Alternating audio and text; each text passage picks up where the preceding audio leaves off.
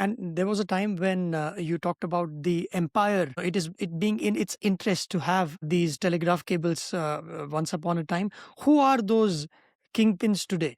Is it the governments? Is it the tech giants? In whose interest is it to ensure that all of this is in place so that they can make money in the future, maybe, or influence? Yeah, I mean, that's an interesting question because the company or the entities that are responsible for laying and funding these cables, those have changed quite a bit. So in the 90s, it used to be state-owned communications departments. So BSNL in India would be an equivalent. But then at some point in the late 90s, early Hmm. 2000s, private investors started to come in.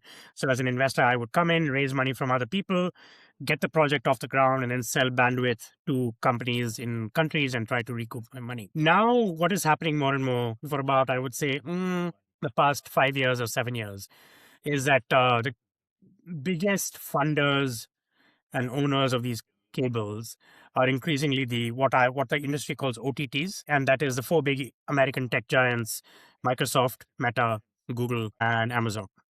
And these are the companies. When I was researching this book, two out of every three new cables were being laid by these companies, and you can kind of see how it makes sense for them because data is essentially the lifeblood of their business. And it is in their best interests to have as smooth and as capacious a flow of data around the world as possible. The cables, cost a lot to you and me. Cable across the Atlantic right now costs about $500 million. I don't know about you, I can't afford it, but Google and Meta and Amazon and so on, that's not a big amount for them. So they can afford to splurge this kind of money and make and fund these cables.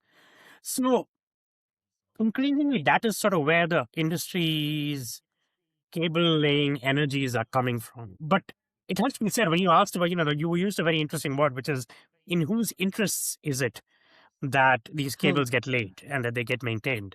But the answer to that is it's in all our interests. I mean, I think, by which I mean governments, but also citizens, because I think for better or for worse, it's really some kind of economic self exile to decide as a country that you don't really care about the internet and you don't want to kind of be as online as possible. The internet is the backbone, I think, of like most economies these days, and certainly of the world economy. And so, for that economy to function and for your citizens to have this kind of livelihood that is dependent on the internet, it's in their best interests to make sure that the internet is accessible and cheap and safe and free.